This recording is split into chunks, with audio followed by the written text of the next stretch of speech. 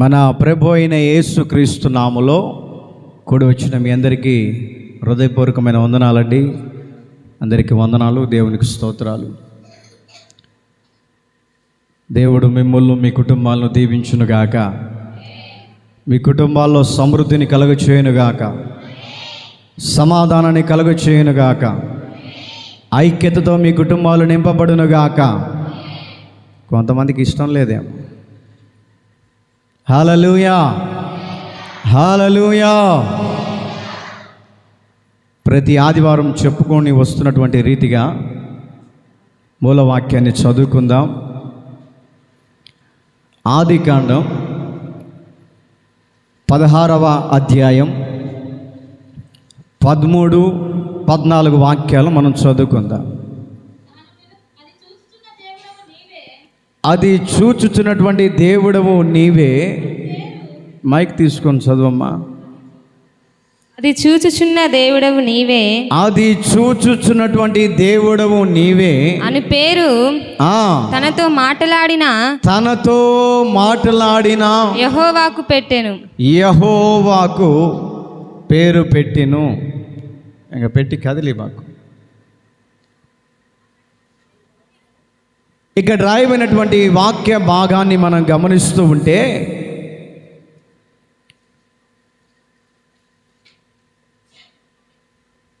తన దైనందిన జీవితంలో యజమానుడి దగ్గర నుంచి దూరం అయిపోయి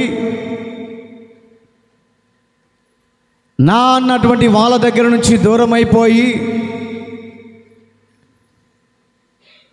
ఎటు వెళ్ళాలో అర్థం కాక, ఏ పరిస్థితుల మధ్యలో నడిపించబడాలో అర్థం కాక, తన జీవితము ఎడారి జీవితం అయిపోయి అరణ్యపు మార్గం మధ్యలో పలకరించే దిక్కు లేక, పరామర్శించే దిక్కు లేక, నా అన్నటువంటి వాళ్ళు ఎవరు ఆమెకు కనపడకపోయినప్పటికీ కూడా దేవుని సన్నిధిలో ఆ ఎడారిలో ఎవరైనా ఉన్నారా అని కేకలేస్తూ, ఎవరైనా ఉన్నారా అని పలకరిస్తూ, తన స్వరమెత్తి గలమెత్తి కండ్లు మూసుకొని మోకరించి కుమారుడి విషయంలో ప్రార్థన చేస్తూ ఉన్నప్పుడు ఆ ప్రార్థనలో దేవుని వాక్కు వినపడి, దేవుని వాక్కు ప్రత్యక్షమై, దేవుని వాక్కు ఆమెతో మాట్లాడుతూ, దేవుని వాక్కు ఆమెను ధైర్యపరుస్తున్నటువంటి ఆ సందర్భాన్ని మనం గమనిస్తూ ఉంటే, దేవుడు ఆమెను పరామర్శించడానికి దేవుడు ఆమె దగ్గరికి వచ్చి పలకరిస్తూ ఉంటే ఆమె దేవునికి చక్కటి నామకరణాన్ని చేస్తూ ఉందంట. ఏమిటా నామకరణం, ఏమిటా పేరు అని అంటే, నీవు చూచుచున్నటువంటి దేవుడవు, నా పరిస్థితిని చూసే దేవుడవు, నా స్థితిగతిని చూసే దేవుడవు, నేను పడుతున్నటువంటి బాధను చూచిన దేవుడవు అని, నీవు చూచుతున్నటువంటి దేవుడవు అని ఆమె దేవునికి చక్కటి నామకరణాన్ని చేసింది. ఒక్కొక్క వారం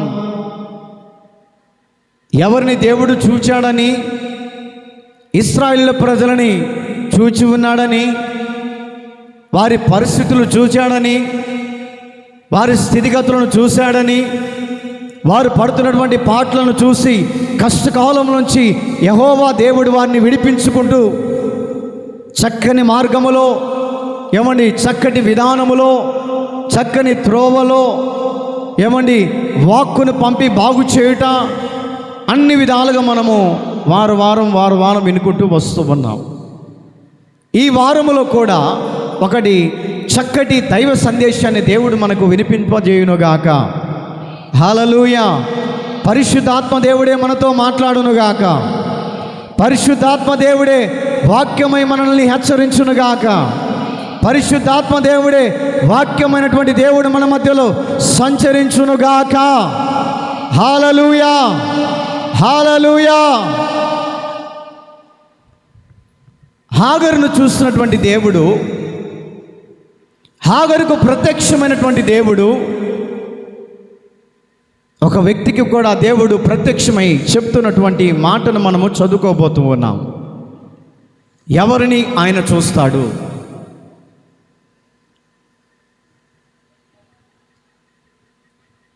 ఎవరి విధానాన్ని ఆయన గమనిస్తాడు? చూచినటువంటి దేవుడు మన పట్ల ఏ ఉద్దేశాన్ని కలిగి ఉన్నాడు? చూచినటువంటి దేవుడు మన ఎడల ఏ సంకల్పాన్ని కలిగి ఉన్నాడు అని కొన్ని మాటలు మీ మధ్యలో పంచుకోవాలని దేవుని ప్రేమను బట్టి ప్రార్థనాపూర్వకంగా మీ మధ్యలోకి వచ్చి ఉన్నా. మొట్టమొదటిగా మనం గమనిస్తూ బైబిల్లో మాటను మనం చదువుకుంటూ వస్తే, దేవుడట మన అర్పణను చూస్తూ ఉన్నాడు. ఏంటిది? మన అర్పణ, మన ప్రథమ ఫలము, మన మొదటిగా ఏదైనా మన గృహములో చెట్లు వేసుకున్నప్పుడు, పండ్ల చెట్లు వేసుకున్నప్పుడు, కూరగాయలు వేసుకున్నప్పుడు, మన పొలంలో ఏది పండించినా కూడా కొంతమంది ఏం చేస్తారంటే ప్రథమ ఫలమయ్యా అని చెప్పి తీసుకొని అక్కడ పెడతారు. దేవుడు నాకు ఇచ్చినటువంటి ప్రథమ ఫలం ఇదిగో దేవుడి సన్నిధిలో పెడుతున్నాను అని చాలామంది దేవుని బిడ్డలు కృతజ్ఞత కలిగి తీసుకొచ్చి అక్కడ పెడతా ఉంటారు. అలాగునే బైబిల్లో ఉన్నటువంటి వ్యక్తిని కూడా దేవుడు అర్పణను కోరుకుంటున్నాడు. వారి అర్పణను దేవుడు కోరుకుంటున్నాడు. బైబిల్లో ఇద్దరు అన్నదమ్ములు ఉన్నారండి. ఇద్దరు అన్నదమ్ములు ఉన్నారు. ఒక వ్యక్తి మాత్రం పొలములో కష్టపడి చెమటోర్చుకొని పొలం వేసుకొని పండించే వ్యక్తి. మరొక వ్యక్తి ఏమో తనకు కలిగినటువంటి తండ్రి ఆస్తిలోనే కొంత భాగాన్ని తీసుకొని గొర్రెలు కాచుకుంటూ వెళ్ళే వ్యక్తి అండి అతను. వీరిద్దరి స్నేహాన్ని చూసినటువంటి దేవుడు, వీరిద్దరి పరిస్థితిని చూసినటువంటి దేవుడు, వీరి యొక్క విధానాన్ని చూసినటువంటి దేవుడు ఒక రోజున వారిని పిలిచాడట. తమ్ముడా, ఇద్దరు ప్రయాసపడుతున్నారే లోకములో, ఇద్దరు చెమటోర్చి కష్టపడుతున్నారే, మీ అర్పణను నా దగ్గరికి తీసుకొని రండి. మీ యొక్క అర్పణను నా దగ్గరికి తీసుకొని వస్తే ఎవరి అర్పణ నాకు అంగీకారంగా ఉందో, ఎవరి అర్పణ నాకు అంగీకారంగా లేదో నేను మీకు చెప్తాను. మీ అర్పణను నేను చూడాలి, నీ విధానాన్ని నేను గమనించాలి, మీ పరిస్థితిని నేను చూడాలని వారిద్దరి అన్నదమ్ముల్ని ఒక రోజున యెహోవా దేవుడు పిలిచాడట. యెహోవా దేవుడు పిలిచి వారికి కలిగినటువంటి కష్టార్జితములో, వారికి కలిగినటువంటి ప్రథమ ఫలములో ఒక వ్యక్తి దేవుని దగ్గరికి తనకు కలిగినటువంటి దాంట్లోనంట దేవునికి తీసుకొచ్చి బలిపీఠం మీద పెట్టాడంట.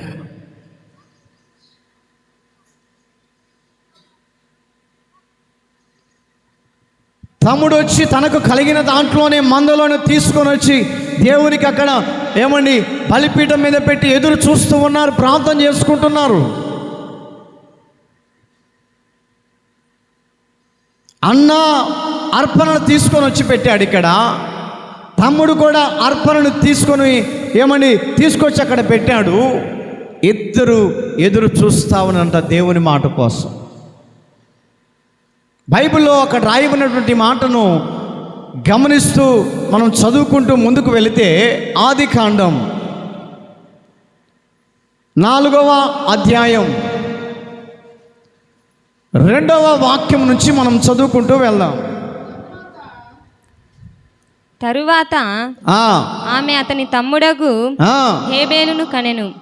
హేబేలు గొర్రెల కాపరి, కయీను భూమిని సేద్యపరచువాడు.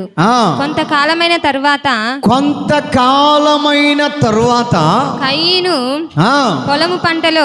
పొలము పంటలో కొంత యెహోవాకు అర్పణగా తీసుకొచ్చాడు. హేబేలు కూడా తన మందలో తొలుచూలు పుట్టినటువంటి వాటిని క్రొవ్విన వాటిని కొన్ని తీసుకొచ్చి పెట్టాడంట. ఇద్దరు ప్రార్థన చేస్తా ఉన్నారు. అన్న అర్పణ తీసుకొచ్చి పెట్టాడు, తమ్ముడు అర్పణ తీసుకొచ్చి బలిపీఠం మీద దేవుని సన్నిధిలో ఇద్దరు ప్రార్థన చేస్తూ ఉన్నారట. ఆకాశము నుంచి తొంగి చూస్తున్నటువంటి దేవా, ఇదిగో నీవు కోరినట్లుగానే, నీవు అనుకున్నటువంటి రీతిగానే, నీవు కోరుకున్నటువంటి రీతిగానే మా అర్పణలు తీసుకొని వచ్చి నీ బలిపీఠం మీద పెట్టాం. ఇదిగో మా అర్పణల విషయంలో నీవు చూస్తున్నటువంటి దేవుడిగా ఉన్నావు, మా ప్రార్థనలకి ఇచ్చే దేవుడిగా ఉన్నావు, మా కన్నీరు తుడిచే దేవుడిగా ఉన్నావు, నేను మొర్రపెట్టినప్పుడు నాకు సమీపంగా ఉండే దేవుడిగా ఉన్నావు. ఇదిగో నేను తీసుకొచ్చినటువంటి అర్పణ ఇదిగో నీ బలిపీఠం మీద పెట్టాను, నా ప్రార్థన అంగీకరించు, నా అర్పణను నువ్వు చూస్తూ ఉన్నావు కాబట్టి నా అర్పణను నువ్వు అంగీకరించు అని అన్న ప్రార్థన చేస్తున్నాడు. మరొక ప్రక్క తమ్ముడు ప్రార్థన చేస్తూ ఉన్నాడు. వీరి ఇరువురి ప్రార్థన పరలోకం ముందుకు చార్చబడి ఆ పరలోకములో తొంగి చూస్తున్నటువంటి దేవుడు, పరలోకములో ప్రతిఫలం ఇవ్వటానికి తొంగి చూస్తున్నటువంటి దేవుడు, పరలోకములో ఏ విధము చేతనైనా వీరిద్దరి విషయంలో ఒకరికైనా నేను న్యాయము చేయాలి, వీరిద్దరి విషయంలో ఏ విధము చేతనైనా ఒకరికి నా అర్పణ నేను అంగీకరించాలి, ఏ విధము చేతనైనా వారు తెచ్చినటువంటి అర్పణను నేను అంగీకరించాలని పరలోకం పొందినటువంటి దేవుడు చూచుతున్నటువంటి దేవునిగా, తొంగి చూస్తున్నటువంటి దేవునిగా ఏం చేస్తున్నాడంటే పరలోకం నుంచి తొంగి చూస్తూ ఉన్నాడంట. పరలోకం నుంచి తొంగి చూస్తూ ఉన్నాడు. ఆ ముందు మాటను మనం గమనించుకుంటూ వస్తే 3వ అధ్యాయం నుంచి కొంతకాలమైన తరువాత కయీను పొలము పంటలో కొంత యెహోవాకు అర్పణగా తెచ్చెను. హేబేలు కూడా తన మందలో తొలిచూలున పుట్టిన వాటిలో క్రొవ్విన వాటిని కొన్ని తెచ్చెను. యెహోవా హేబేలును అతని అర్పణను తన అర్పణను లక్ష్య పెట్టాడంట. ఎందుకు లక్ష్య పెట్టాడు? బైబిల్లో మాటలు జాగ్రత్తగా గమనించాలి. అన్న తీసుకొచ్చినటువంటి అర్పణను ఎందుకు లక్ష్య పెట్టలేదు దేవుడు? తమ్ముడు తీసుకొచ్చినటువంటి అర్పణను దేవుడు ఎందుకు లక్ష్య పెట్టాడు? మనం అనుకోవచ్చు దేవుడు పక్షపాతి ఏమో అనుకోవచ్చు. మరి ఇద్దరు అన్నదమ్ములే కదా, ఒక తల్లికి పుట్టినటువంటి పిల్లలే కదా, మరి వారిద్దరు తెచ్చినటువంటి అర్పణను దేవుడు ఎందుకు అంగీకరించలేదు? అంటే దేవుడు ఒకరిని ఒక చూపులాగా చూస్తాడు, మరొకరిని ఇంకొక చూపుతో చూస్తాడని మనం అనుకుంటా ఉంటాం. దేవుడు అందరినీ ఒకే చూపుతో చూస్తున్నాడని ఎందుకు మనం అనుకోకూడదు? వారు అనుకుంటున్నారంట, దేవుడు నన్ను మంచి చూపుతో చూడలేదు, మా తమ్ముడి విషయంలోనే దేవుడు ఆ యొక్క అర్పణను లక్ష్య పెట్టాడని తమ్ముడు ఏం చేస్తున్నాడంటే కోపముతో మండిపడుతున్నాడట.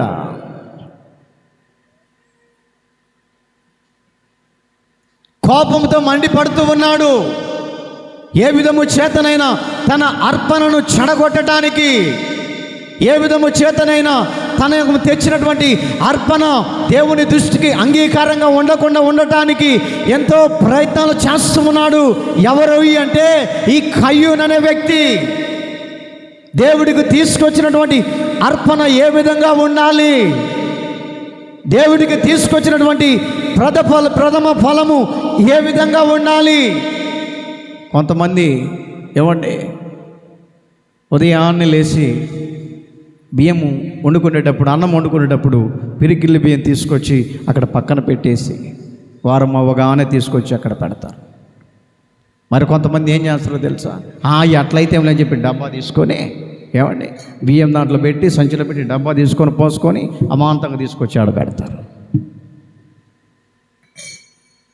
ఎవరి అర్పణను దేవుడు కోరుకుంటాడు? బైబిల్లో ఏం చెప్పబడుతుందంటే, నువ్వు ఉదయకాలము లేచి నీ కొండ దగ్గరికి వెళ్ళినప్పుడు నీవు వండేటప్పుడు పిరికిళ్ళ బియ్యం తీసి దేవునికి ప్రథమ ఫలముగా నీవు ఎప్పుడైతే పెట్టగలుగుతావో ఆ అర్పణను దేవుడు చూసి ఆ అర్పణను బట్టి దేవుడు మనల్ని ఆశీర్వదిస్తాడు.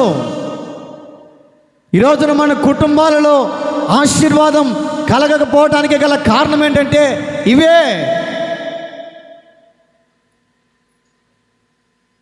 ఉదయాన్నే లేచి దేవుని సన్నిధిలో ప్రార్థన చేసుకొని నీవు వంట వండేటప్పుడు ఏమని ఆ యొక్క పిరికిలి బియ్యం తీసి అక్కడ పెట్టి వారమంతా వాటిని సమకూర్చి దేవుని మందిరంలో తీసుకొచ్చి నువ్వు పెట్టినప్పుడు నీ అర్పణను దేవుడు ఎందుకు కోరుకోడు?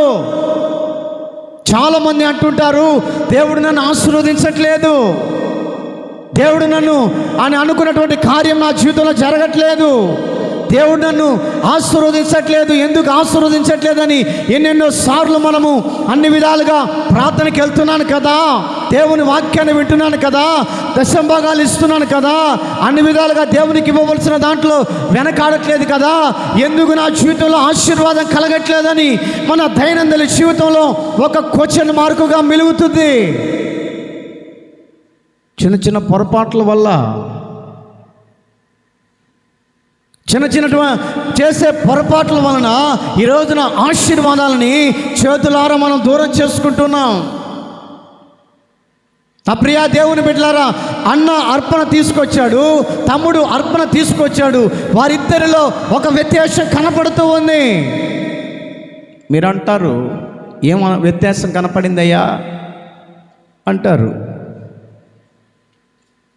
మాకేమీ వ్యత్యాసమే కనపడట్లేదు అని మీరంటారు.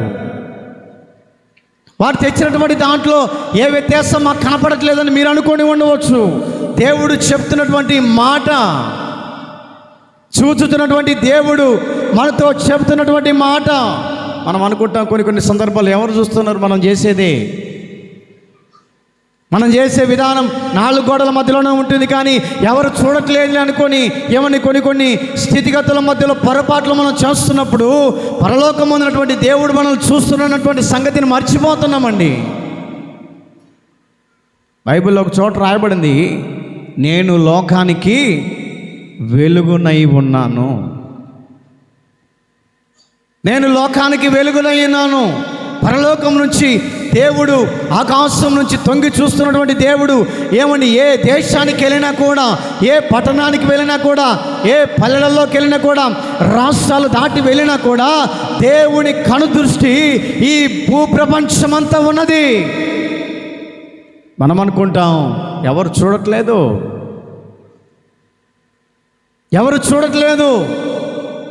ఈ కయ్యూను చేసినటువంటి పని కూడా నన్ను ఎవరు చూడట్లేదులే అని, దేవుడు నన్ను ఎవరు చూడట్లేదులే అని తనకు కలిగినటువంటి ఆ యొక్క పంట పొలం విషయంలో దేవునికి ఇవ్వవలసిన దాంట్లో అట ఏమండి సగం దిగమింగాడంట.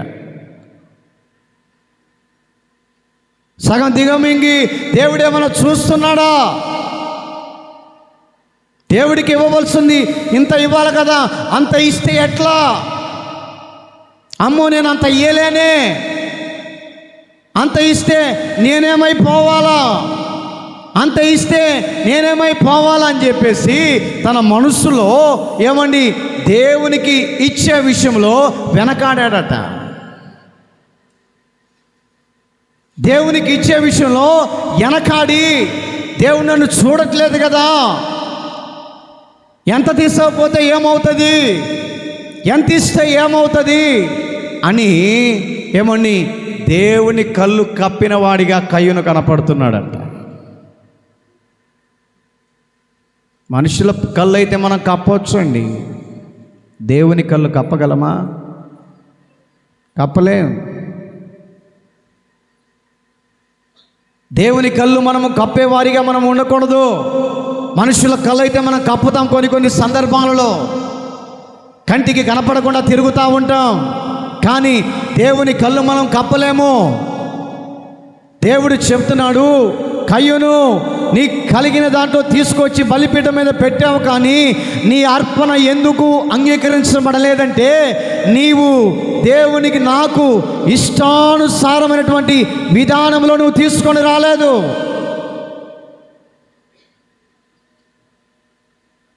₹100 దశమ భాగం ఎంత అండి?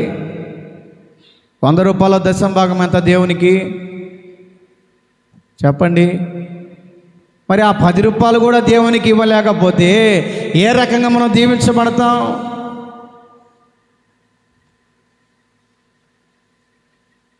అమ్మో ₹10 పాస్టర్ గారికి ₹5 ఇస్తే ఏమైంది?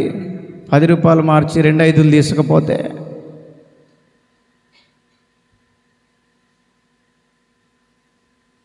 అమ్మో ₹10 ఇవ్వాలా? మరి వచ్చినాడా డ్రా కొట్టుకాడికి పోయి 2 5 తీసుకురాపో. ఎన్ని 5?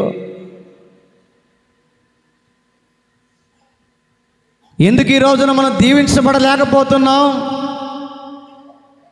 ఎందుకు ఆశీర్వాదం మన కుటుంబాల్లో ఏలుబడి చేయకపోవడానికి గల కారణం ఏంటంటే ఈ కొద్ది దాంట్లోనే నిర్లక్ష్యం చేయటం వలన, ఈ కొద్ది దాంట్లోనే నీవు దేవునికి ఇవ్వలేకపోవటం వలన ఈ రోజున మన కుటుంబాలలో ఎన్నో నష్టాలు వాటిల్లుతూ ఉన్నాయి, ఎన్నో కష్టాలు వాటిల్లుతూ ఉన్నాయి, ఎన్నో అవరోధాలు మన కుటుంబాలకు వాటిల్లుతూ ఉన్నాయి, ఎన్నో విధానాలు మన కుటుంబాల్లో ఏలుబడి చేస్తున్నప్పుడు ఆ విధానాన్ని మనం గమనించుకోక ఈ రోజున దేవునికి ఇచ్చే విషయంలో దేవుడు చూడట్లేదు కదా,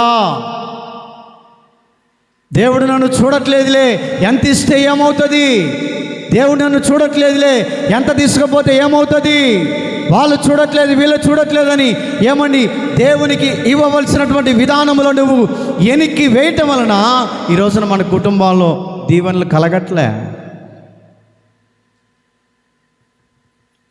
కలగట్లేదు. నా ప్రియ దేవుని బిడ్డలారా, హిందువులను గమనించండి. ఏ గుడికి వెళ్ళినా కూడా సమృద్ధిగా ఆ పెట్టెలేసి వస్తారు. వాళ్ళకు ఒక నమ్మకం, దేవుడు నాకు ఇచ్చాడు కాబట్టి దేవునికి నేను ఇవ్వాలి, దేవుడు నాకు ఇచ్చాడు కాబట్టి నాకు కలిగిన దాంట్లో దేవునికి ఇవ్వాలి అని హిందువులకి ఎంతో భయం అండి. పోయిన సంవత్సరంలో వార్తల్లో నేను ఎవరో ఒక ఆయన తిరుపతి పోయాడంట, ఎంత కేజీ బంగారం ఉండిలో వేసిపోయాడంట. కేజీ అంటే ఇంకా ఆయన ఎంత సంపాదించుకొని ఉండొచ్చు?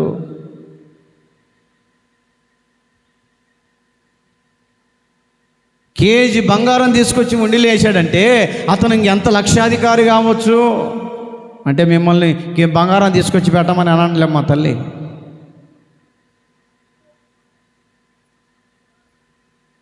దేవుడు మనకు కలిగినటువంటి దాంట్లోనే కొంచెము దాంట్లోనే నమ్మకంగా లేకపోతే ఏ విధమైనటువంటి దీవెనలు మనకు కలుగుతాయి?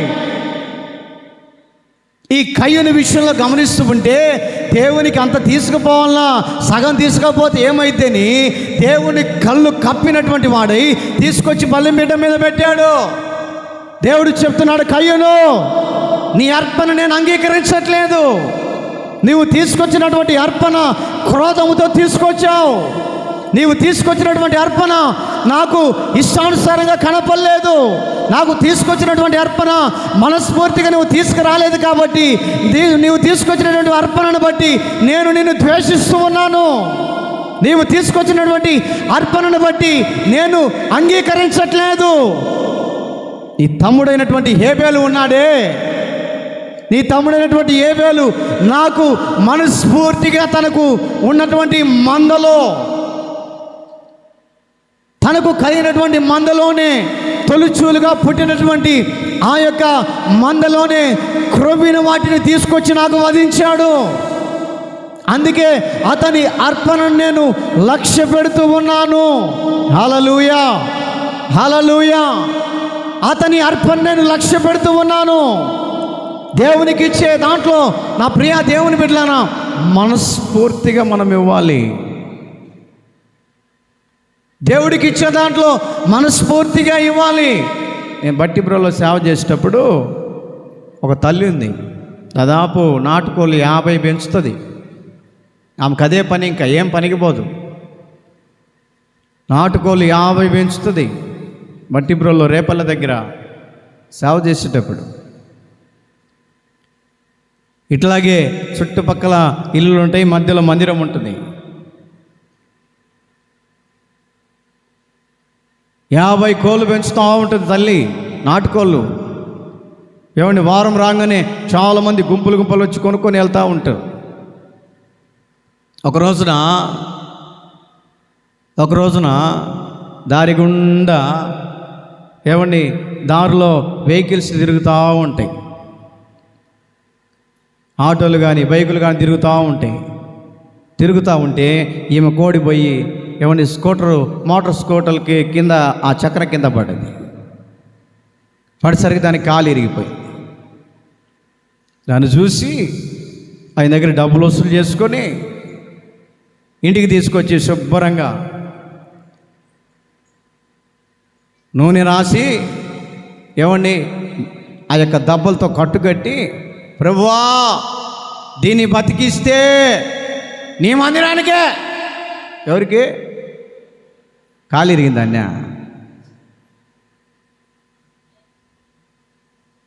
నీ మందిరానికే ఇచ్చేస్తా.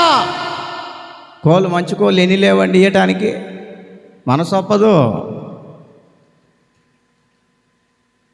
దేవునికి ఇచ్చే విషయంలో కూడా సందేహం, దేవునికి ఇచ్చే విషయంలో కూడా సందేహపడుతూ ఉంటారు. ఎవరు బాగుపడకపోయినా పాస్టర్ మాత్రం బాగుపడకూడదు, మన ఉద్దేశాలు అవి. యేసయ్యా తండ్రి, ఈ కోడి బతుకుతే మాత్రం నీ సేవకుడికే. పక్క నుండి వింటా ఉన్న దొంగ ముఖం దానా, అన్ని కోళ్ళు పెట్టుకొని పక్కనే మందిరం పక్కనే ఇల్లు కుంటుకొని దేవుడికి ఇస్తానంటవా? ఆమె ప్రార్థన ఫలించినట్టుంది. ఏమండి, ఆ కోడికి కాలు కట్టుకొని ముందుకు పోవాల్సిన కోడి ఎనికి పోతా ఉంది. ఎటబోతుంది? ఎనికి. ఆదివారం వచ్చింది, పాస్టర్ అయ్యా అన్నది. వచ్చింది దొంగ ముఖంది అనుకున్నాను నేను. ఏంది అన్న, కోని దేవునికి సమర్పించుకున్నా. అవునా, సరేరా ప్రార్థన చేస్తానని చెప్పేసి ప్రార్థన చేస్తే ఆ కోడి ముందుకు పోవాల్సిన కోడి ఎనికి పోతుందండి. ఏ మనసుతో మనం దేవునికి ఇస్తున్నాం? మంచి మనస్సాక్షితో దేవునికి నీవు అర్పణ అంగీకరిస్తే నీ అర్పణ అంగీకరించబడుతుంది. మంచి మనస్సాక్షితో దేవుడి దగ్గరికి తీసుకొచ్చి నీకు కలిగిన దాంట్లోనే, నీకున్నటువంటి కొద్దిపాటి జీతంలోనే, నీకు కొద్దిపాటి ఏమండి పరిస్థితుల్లోనే నీవు దేవుని సేవకుడికి తీసుకొని వచ్చి దేవుని సేవకుడి మీద ఏమండి ప్రేమ కలిగిన వాడి దేవుని సేవ చేస్తున్నాడని బలిపీఠం మీద పెట్టి నీ అర్పణను బట్టి దేవుని సేవకుడితో ప్రార్థన చేసుకుంటున్నప్పుడు నీ అర్పణ దేవుని సన్నిధికి చేరి, ఆ దేవుని సన్నిధికి చేరినటువంటి ఆ అర్పణను బట్టి దేవుని సేవకుడు ఆశీర్వాద వచనాన్ని పలుకుతాడు. ప్రభువా ఈ కుటుంబాన్ని నీవు దీవించు అని ఎప్పుడైతే దేవుని సేవకుడు ఆ కుటుంబం కోసం ఆశీర్వాద వచనాన్ని ఎప్పుడైతే పలుకుతాడో ఆ ఆశీర్వాద వచనమును బట్టి కుటుంబం అంచెలంచెలుగా దీవించబడుతుంది. అదే దేవునికి ఏమండి ఇష్టానుసారమైనటువంటి అర్పణను తీసుకురాకపోతే దేవుడు మెచ్చడండి.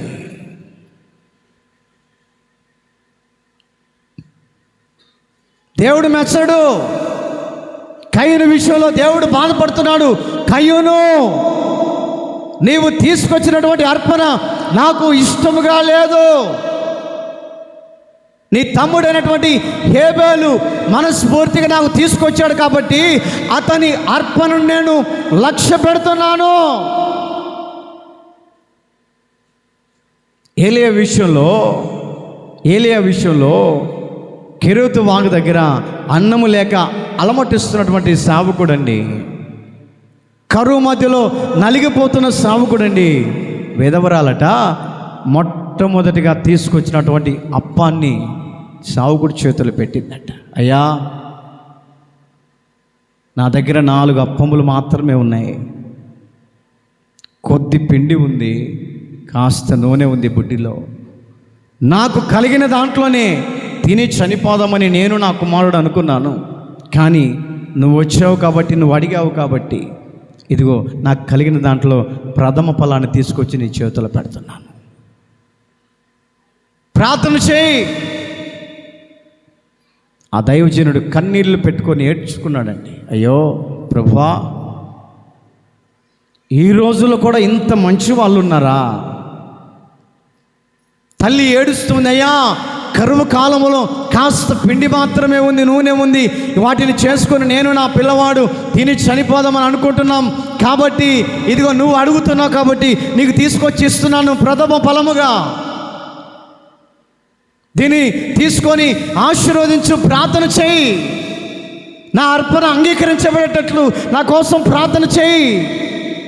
నేను తీసుకొచ్చిన దానిని ఆకాశం వైపు చేతులెత్తి నా కోసం కన్నీళ్లు కార్చు అని ఆ వెధవరాలట దేవుని సేవకుడికి అప్పమును తీసుకొచ్చి చేతులు పెడుతుందట. ఆ దైవజనుడు కన్నీళ్లు పెట్టుకొని ఆకాశం వైపు ఎత్తి ఏడ్చి ప్రార్థన చేశాడట అండి. బైబిల్లో రాయబడినటువంటి మాట ఏంటంటే, దైవజనుడు చేసినటువంటి ప్రార్థన దేవుడు చూచి కరువు తీరిపోయేంత వరకట వారి కుటుంబంలో సమృద్ధి కలిగిందట. చప్పలు కొట్టి గట్టిగా హల్లెలూయా, హల్లెలూయా. కరువు తీరిపోయేంత వరకు ఏమండి ఆ ఊర్లో కరువు వచ్చి అల్లాడిపోతున్నప్పటికీ కూడా కరువు తీరిపోయేంత వరకు ఇంట్లో నుంచి బయటికి వెళ్ళకుండా కష్టపడటానికి పని లేకపోయినా, చేసుకోవడానికి ఎక్కడ పని లేకపోయినా కూడా ఆ కొద్దిపాటి శేష జీవితాన్ని, ఆ కొద్దిపాటి అప్పమును తీసుకొచ్చి దైవజనుడికి ఇచ్చింది. దైవజనుడు తీసుకొని వచ్చి ఆయన చేతులు పెట్టి ప్రార్థన చేపించుకున్నప్పుడట అక్కడ రాయబడినటువంటి మాటను గమనిస్తూ ఉంటే ఆ ఉన్నటువంటి తొట్టిలో పిండి తగ్గలేదట, బుట్టిలో ఉన్నటువంటి నూనె అయిపోలేదంట. కరువు తీరేంత వరకు ఊరుతా ఉందంట, నూనె ఊరుతా ఉంది, పిండి ఊరుతా ఉంది. ఏమిటి ఆశ్చర్యం, ఏమిటి ఆనందం, ఏమిటి కలహలమని తన యొక్క కుమారుడు ఆమె ఎంతో దేవుని అద్భుతాన్ని చూస్తుంది, ఎంతో ఆశ్చర్యపడిపోతుంది. ప్రతిరోజు ఉదయాన్నే లేవగానే ఆ బుడ్డికెళ్ళి చూడటం, ఆ తొట్టికెళ్ళి చూస్తే పిండి ఎంత అయితే ఉందో అంతనే ఉంటుందంట, తరిగిపోవట్లేదు. కారణం ఏమిటి? దేవుని సేవకుడికి ఇచ్చే విషయంలో వెనకాడలేదని అర్థం. ఆ దైవజనుడు కన్నీళ్లు కార్చి దేవుని సన్నిధిలో ప్రలాపించాడు. ఆ కుటుంబం కోసం, కరువులో బాధపడుతున్నటువంటి ఆ కుటుంబం కోసం, కరువులో ఇబ్బంది పడుతున్నటువంటి ఆ కుటుంబం కోసం తనకు కలిగిన దాంట్లోనే తీసుకొచ్చి సేవకుడికి ఇచ్చింది. కాబట్టి ఆ సేవకుడు కన్నీరు కార్చి చూచుతున్నటువంటి దేవుడిగా నువ్వు ఉన్నావు కాబట్టి ఈ కుటుంబాన్ని నువ్వు చూడు, ఈ కుటుంబంలో సమృద్ధిని కలగచేయి. ఈ కుటుంబానికి ఏది తక్కువ చేయొద్దు. ఈ కుటుంబాన్ని నువ్వు ఆశీర్వదించు. ఈ కుటుంబాన్ని ఉన్నతమైనటువంటి స్థానములకు నువ్వు తీసుకొని వెళ్ళని దేవుని సేవకుడు ఆ వెధవరాల విషయంలో కన్నీళ్లు కార్చాడు. కాబట్టి కరువు తీరా సమృద్ధిని అనుభవించడానికి గల కారణం ఏంటంటే అర్పణ దేవుడు అంగీకరించాడు. కాబట్టి నీవు తీసుకొచ్చే అర్పణ దేవుని దృష్టికి అంగీకారంగా ఉందా? దేవునికి ఇష్టానుసారమైనటువంటి అర్పణ నువ్వు తీసుకొని రాగలుగుతున్నావా? దేవునికి ఇష్టానుసారమైనటువంటి అర్పణ నువ్వు తీసుకురాగలిగితే నీ కుటుంబంలో దేవుడు సమృద్ధిని కలుగచేయునుగాక. చెప్పండి గట్టిగా హల్లెలూయా. సమృద్ధితో దేవుడు ఎప్పుడు నీ కుటుంబంలో ఆనంద నిలయముగా సమృద్ధిని చేకూర్చునుగాక. ఎప్పుడు నీ కుటుంబాల్లో సంతోషం కలుగునుగాక. ఎప్పుడు నీ కుటుంబంలో ఆనందము కలుగునుగాక. ఎప్పుడు నువ్వు కష్టపడిన కష్టార్జితము నీవు నీ కుటుంబము తిని తృప్తి పొందువుదుగాక. హల్లెలూయా. చాలామంది నాకు చెప్తా ఉంటారు, అన్నా ఎంతో కష్టపడుతుంటాం, రెక్కల ముక్కలు చేసుకొని కష్టపడుతుంటాం, సంపాదించిన సంపాదన ఎటు వెళ్ళిపోతుందో తెలియట్లేదు. అందరం కష్టపడతాం, వారం రాగానే 4-5 వేలు సంపాదిస్తాం. ఒకరోజు నా చేతిలో నిలబడట్లేదన్న ఆ డబ్బులు చేతిలో నిలబడట్లేదు. ఏమైంది ఏంటో అంటే ఏదో ఒక విధానంలోనికి వచ్చి అవన్నీ తన్నుకొని వెళ్ళిపోతూ ఉంటాయి. ఏదో ఒక రూపంలో సంపాదించిన డబ్బంతా వెళ్ళిపోతూనే ఉంటుంది. బాధేస్తుంది. మా కోసం ప్రార్థన చేయండి. సంపాదించినటువంటి సంపాదన అంట ఎటో వెళ్ళిపోతూ ఉన్నాయి, రెక్కలు వచ్చి ఎగిరిపోతూ ఉన్నాయి. బైబిల్లో ఒక మాట రాయబడింది, అక్రమానంగా సంపాదించినటువంటి సంపాదనట రెక్కలు వచ్చి ఎగిరిపోతాయంట. బైబిల్లో మాట నా మాట కాదు, రెఫరెన్స్ నాకు గుర్తులేదు, చూపించేవాడిని. అక్రమానంగా సంపాదించినటువంటి సంపాదన రెక్కలు వచ్చి ఏ విధంగా అయితే పక్షి ఎగిరిపోతుంటుందో అలాగ ఎగిరిపోతుందంట. మన కొద్దిపాటి జీవితం అయినప్పటికీ కూడా రెక్కాడని దొక్కాడని పరిస్థితుల మధ్యలో నడిపించబడుతున్నప్పటికీ కూడా మనకు కలిగిన దాంట్లోనే దేవునికి తీసుకొని వచ్చి దేవుని సన్నిధిలో దేవుని పాదాల మీద పెట్టి నీవు కన్నీళ్లు కార్చి ఇదిగో నా కష్టజీతం నీ సన్నిధిలో పెడుతున్నాను, నన్ను ఆశీర్వదించు అని మనస్ఫూర్తిగా నమ్మకముతోటి దేవుని సన్నిధిలో దేవుడు చూస్తున్నాడని, దేవుడు ప్రార్థన ఆలకిస్తున్నాడని, దేవుడు ప్రతిఫలం ఇస్తాడని, దేవుడు నా కుటుంబాన్ని ఆశీర్వదిస్తాడని నీ కలిగిన దాంట్లోనే మనస్ఫూర్తిగా దేవుని పాదాల మీద నువ్వు పెట్టగలిగితే ఎందుకు దేవుడు ఆశీర్వదించడు? ఎందుకు మన కుటుంబాలలో సమృద్ధిని కలిగించడు? ఎందుకు మన కుటుంబాలలో మనం అనుకున్నది దేవుడు జరిగించడు? ఎందుకు మనం అనుకున్నటువంటి విధానంలో దేవుడు నడిపించడు అని అంటే దేవునికి ఇవ్వవలసిన విషయంలో ఆలస్యం చేస్తున్నామట. దేవునికి ఇవ్వవలసినటువంటి విషయంలో ఆలస్యం చేస్తున్నాం. బైబిల్లో ఒక వ్యక్తి ఉన్నారు, భార్యాభర్తలు ఇద్దరు. వాళ్ళకి కలిగిన దాంట్లోనే వారి పొలాన్ని అమ్మి ఏమని దేవునికి దశమ భాగం ఇవ్వాలని చెప్పేసి యజమానుడు చెప్పినప్పుడు యజమానుడు దేవునికి దశంభాగం ఇవ్వాలని చెప్పినప్పుడు యజమానురాలంట ఒప్పుకోలేదట. అమ్మో అంత ఇస్తే ఎట్లా, మన పిల్లల పరిస్థితి ఏం కావాలి, మన కుటుంబ పరిస్థితి ఏం కావాలని దేవునికి ఇవ్వవలసినటువంటి విధానంలో దేవునికి తీసి ఇవ్వకుండా అందులో యజమానుడేమో దేవునికి ఇవ్వాలని తీసుకొచ్చి అక్కడ పెట్టినప్పుడు ఈమె సాటు మాటుకు వెళ్ళి దాంట్లో సగం తీసి పక్కన పెట్టి ఆ దాంట్లో తీసుకొచ్చి అక్కడ దేవుని సేవకుడికి ఇస్తున్నాడట. దేవుని సేవకుడు అడిగాడు, ఇంతకేనా అమ్మింది అననీయా? ఇంతకేనా అమ్మింది? ఇంతకేనయ్యా. దేవుని ఆత్మ దైవజనుడితో మాట్లాడుతుంది. అననీయా, ఇంతకేనా నీవు అమ్మింది? ఇంతకేనయ్యా చెప్తున్నాడు. పరిశుద్ధాత్మని మోసపరచటానికి నీ మనస్సు ఎలాగా వచ్చింది? ఎందుకు నిన్ను ఎందుకు పరిశుద్ధాత్మని మోసగించడానికి నీ మనస్సు ఎవరు అలా కలిగించారు? వాస్తవానికి యజమానుడికి తెలియదు భార్య తీసిన సంగతి.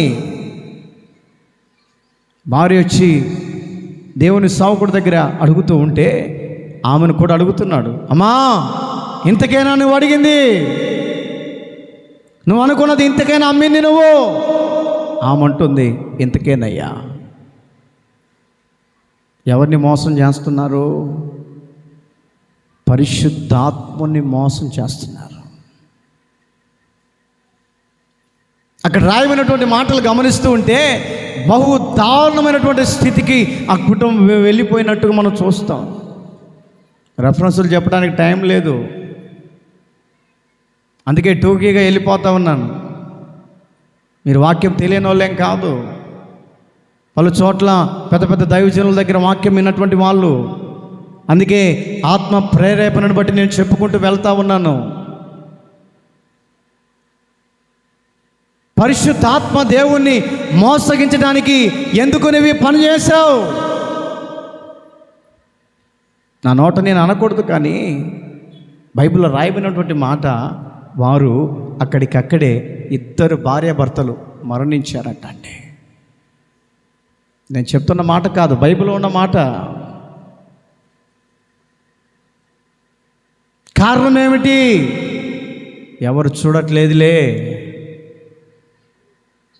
నేను తీసేది ఎవరు చూడట్లేదులే, నేను ఇచ్చేది ఎవరు చూడట్లేదులేని పరిశుద్ధాత్మ దేవుణ్ణి ఈ రోజున ఆత్మీయ జీవితంలో నడిపించబడుతున్నటువంటి వ్యక్తులు మోసగిస్తూ ఉన్నారు. పరిశుద్ధాత్మ దేవుణ్ణి, సేవకుని మోసగించవచ్చు, బంధువులను మోసగించవచ్చు, తోబుట్టువులను మోసగించవచ్చు, ఇరుగు పొరుగు వారిని మోసగించవచ్చు, కానీ పరిశుద్ధాత్మ దేవుణ్ణి మోసగించే విధానములు మనం నడిపించబడితే ఆశీర్వాదాలు మన కుటుంబాల గుండా పొరపాటున రానే రావు.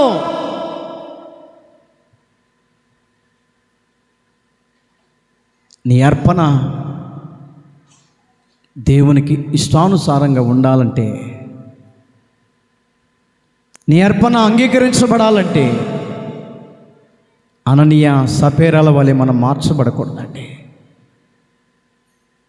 అననీయ సపేరాలు దేవుణ్ణే మోసగించారు, కుటుంబానికి నష్టం తెచ్చుకున్నారు. అననీయ సపేరాలు దేవుణ్ణే మోసపు విధానంలోనికి తీసుకొని వెళ్ళాలనుకున్నారు, కుటుంబాన్ని నష్టపరుచుకున్నారు. అననీయ పరిశుద్ధాత్మ దేవునిని మోసం చేశాడు, తనకు తానే విధానాన్ని తెచ్చుకున్నాడు. ఆత్మీయ జీవితంలో నడిపించబడే వ్యక్తులుగా మనం పిలువబడుతున్నాం. నీ అర్పణ ఎలాగుంది? నీ పరిస్థితి ఏ విధంగా ఉంది? నీ యొక్క స్థితిగతి ఏ విధంగా ఉంది? మనకు ఉన్నటువంటి కొద్దిపాటి శేష జీవితంలోనే దేవుని సేవకుడి దేవుని యొక్క మందిరంలోకి తీసుకొచ్చి ఆ బలిపీఠం మీద పెట్టి దేవునికి నువ్వు సమర్పించుకోగలిగితే ఎందుకు నువ్వు కష్టపడిన కష్టాజీతం నిలబడదు? ఎందుకు నీవు కష్టపడిన కష్టజీతం ఎందుకు నిలబడదు? ఇవ్వవలసినటువంటి దానిని దేవునికి ఇవ్వక లేనిపోని విధానాల్లో పడిపోతూ ఉన్నాం. లేనిపోని నష్టాలు కుటుంబానికి వాటిల్లుతూ ఉన్నాయి. లేనిపోని అనారోగ్యాలు మన కుటుంబాలకు వాటిల్లుతూ ఉన్నాయి. లేనిపోని శాపాలు మన కుటుంబానికి వాటిల్లడానికి గల కారణం ఏంటంటే దేవుడికి ఇవ్వవలసినటువంటి దానిలో ఏమని వెనుకం చేస్తున్నాం. కాబట్టి ఈ మధ్యాహ్న కాల సమయంలో దేవుడు మనతో మాట్లాడుతూ ఉన్నాడు. పరిశుద్ధాత్మని మోసగిస్తున్నావా? పరిశుద్ధాత్మ దేవుణ్ణి మోసగించగలిగితే మన కుటుంబంలో మేలు కలగదండి. పరిశుద్ధాత్మని దుఃఖపరచగలిగితే మన కుటుంబాల్లో మేలు కలగదు.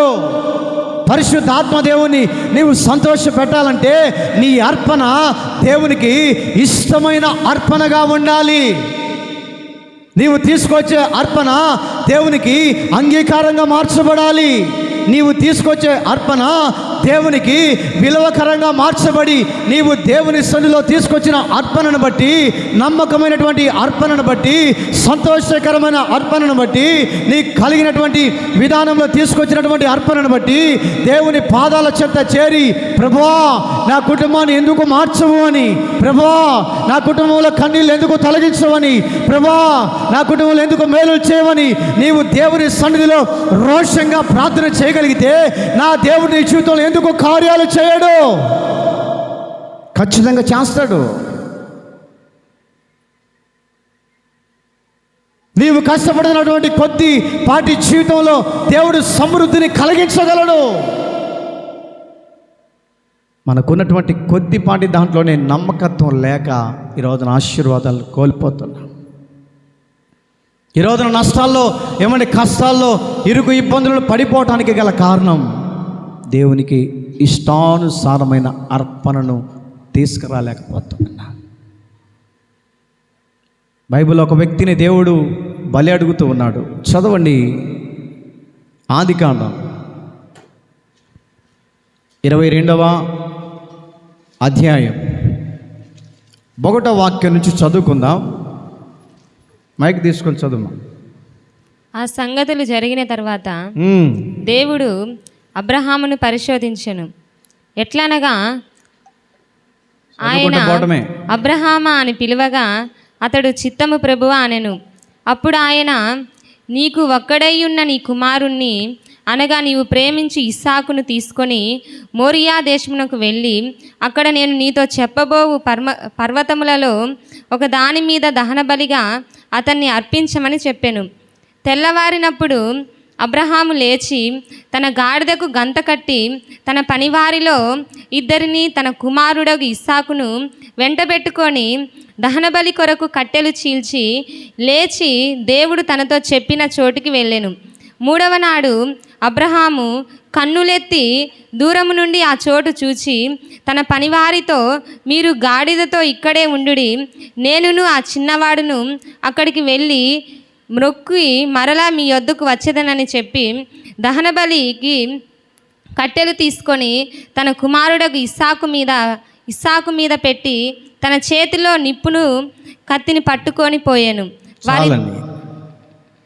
ఇక్కడ రాయబడినటువంటి మాటను మనం గమనిస్తే, చదువుకుంటూ పోతే అర్థం కాదు, కానీ మీకు అబ్రహామును దేవుడు బలి అడిగాడు. అబ్రహాం, నీ అర్పణ నేను అంగీకరించాలని కోరుకుంటున్నాను. నీకు ఒక్కడిగా ఉన్నటువంటి కుమారుణ్ణి మోరియా పర్వతం మీదకి తీసుకొని రా, అక్కడ ఆ వ్యక్తిని నువ్వు బలించాలి. అబ్రహాము మనసులో బాధపడ్డాడేమో, అబ్రహాము మనసులో నొచ్చుకున్నాడేమో. మనమైతే ఏం చేస్తామంటే నొచ్చుకుంటాం. దేవుడు మనకు కలిగినటువంటి బిడ్డల్ని దేవుడికి ఏమంటే, అమ్మో దేవుని సేవకా, నేను ఈలేనులే, దేవుడు మనకిచ్చినటువంటి పిల్లల్ని దేవుని సేవ కొరకై వినియోగించమని చెప్పేసి దేవుడు మనతో మాట్లాడుతుంటే, అమ్మో నా కొడుకు మీద ఎన్నో ఆశలు ఉన్నాయన్నా, ఎన్ని ఆశలు. వాడు పెద్ద అయిన తర్వాత నీ ఆశలు దాటి హద్దు మీరు వెళ్ళిపోతాడు. నువ్వు అనుకున్నటువంటి ఆశ ఒకటి, వారు చేసే విధానం ఒకటి. నా ప్రియ దేవుని బిడ్డలారా, ఈ సంఘ విషయంలో నేను కోరుకునేది ఒకటే. యవనస్తుల పిల్లల విషయంలో దేవుడు మీకు ఇచ్చినటువంటి పిల్లలు దేవుని మార్గంలో నడవాలని, దేవుడు మీకు ఇచ్చినటువంటి పిల్లలు దేవుని మందిరములో ఏమని చక్కగా పాటలు పాడాలని, దేవుడు మీకు ఇచ్చినటువంటి పిల్లల్ని భక్తి మార్గంలో పెంచాలని, దేవుడు మీకు ఇచ్చినటువంటి పిల్లల్ని ఏమండి చక్కగా వాయిద్యాలు వాయించగలిగినటువంటి వారిగా తయారు చేయాలని ఒక ఆకాంక్ష కలిగి ఉండండి. అందుకే వచ్చినటువంటి కొత్తలో నేను పిల్లలకు కూడా ఈ మధ్యకాలంలో కూడా చెప్తున్నాను, బాబు లోకంలో తిరగమాకండి. అందుకే రాత్రుల పూట కూడా పిల్లలకు చెప్తున్నాను, మందిరంలో వచ్చి పడుకోండి. సాయంత్రం అవగానే అన్నం తిని వచ్చి మందిరంలో పడుకోండి. ఒకవేళ మందిరంలో దేవుడు ఆ పిల్లల యొక్క మనసును మారుస్తాడు. దేవుని మందిరంలోకి వచ్చి పడుకొని నిద్రపోతున్నప్పుడు ఏమండి, సమూయేలుతో దేవుడు మాట్లాడలేదా? సమూయేలును దేవుడు దర్శించలేదా? దేవుని సేవకుడి పిల్లలు తప్పులు చేస్తూ ఉంటే, ఏమని ఏలి కుమారులు తప్పులు చేస్తూ ఉంటే మందిరంలో పరిచర్య చేస్తున్నటువంటి సమూయేలుతో దేవుడు మాట్లాడాడు. సమూయేలా, ఇదిగో మీ యొక్క దేవుని సేవకుడు పిల్లలు తప్పు చేస్తున్నారు, పోయి హెచ్చరించు. దేవుని సేవకుడితో మాట్లాడవచ్చు కదండి. దేవుని సేవకుడితో ఎందుకు మాట్లాడలేదు దేవుడు అంటే, దేవుని సేవకుడు పిల్లలు తప్పు చేస్తుంటే దండించట్లేదంట. దేవుని సేవకుడి పిల్లలు తప్పులు చేస్తుంటే సేవకుడు దండించకుండా దాన్ని మరుగుపరుచుకుంటున్నాడంట. అందుకనే దేవుని సేవకుడితో మాట్లాడక దేవుని సేవకుడి దగ్గర ఉన్నటువంటి పరిచారకుడితో దేవుడు చెప్తున్నాడు, ఇదిగో నీ సేవకుడి దగ్గరికి వెళ్ళి చెప్పు, నీ సేవకుడి పిల్లలు దారి తప్పి తిరుగుతున్నారని చెప్పు.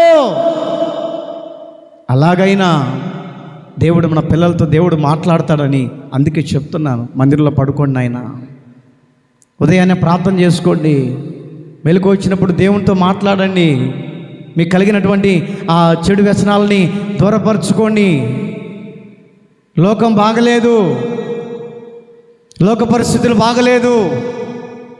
దేవుని మందిరంలోకి వచ్చి పరిచర్య చేయండి అని అందుకే పిల్లల విషయంలో బతిలాడుకుంటున్నాను నేను.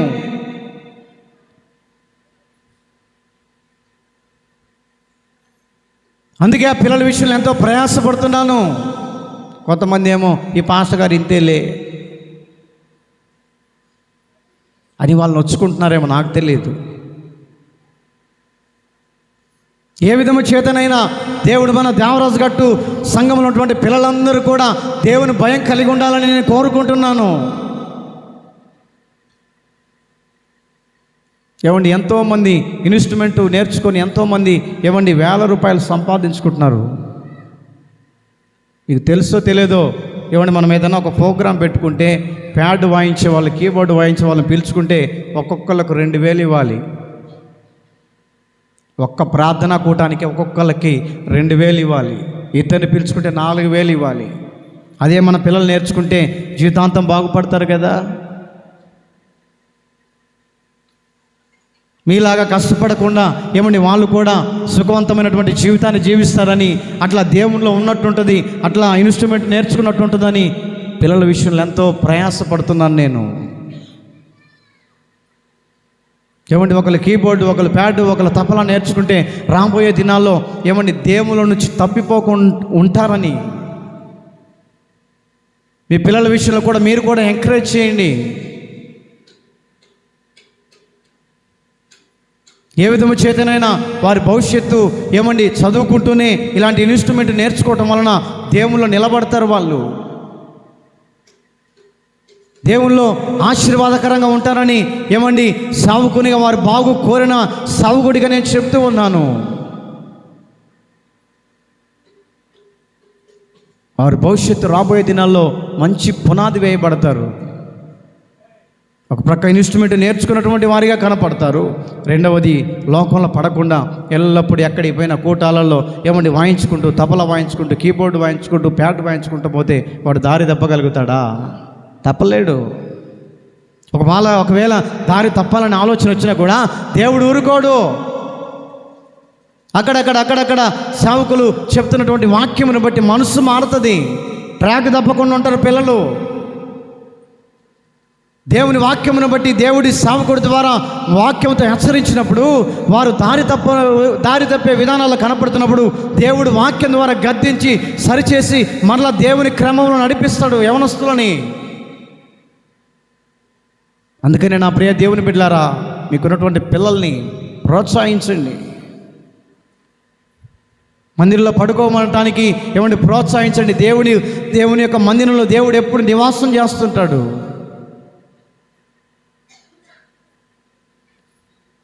చాలామంది అంటారు, అయ్యా మా పిల్లలు మాట వినట్లేదు. తీసుకొచ్చి మందిరంలో పడుకోమని చెప్పండి. దేవుడే మాటినట్టు చేస్తాడండి.